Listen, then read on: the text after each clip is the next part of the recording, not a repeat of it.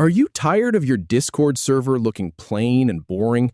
Learn how to add emojis to channel names in under 2 minutes. First, I'll show you how to access your channel settings, then how to open the emoji picker, and finally, save your changes.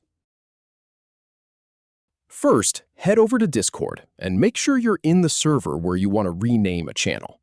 Now, hover your mouse over the channel you want to edit and click the gear icon that appears. That's the Edit Channel button.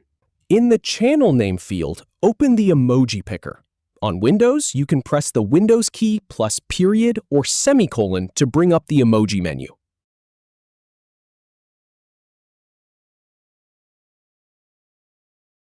Once you've added your emoji, just click Save Changes and you're all set.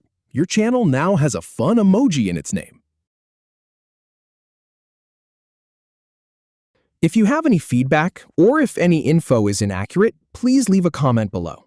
We'll do our best to answer or redo the video if needed. Thanks for watching.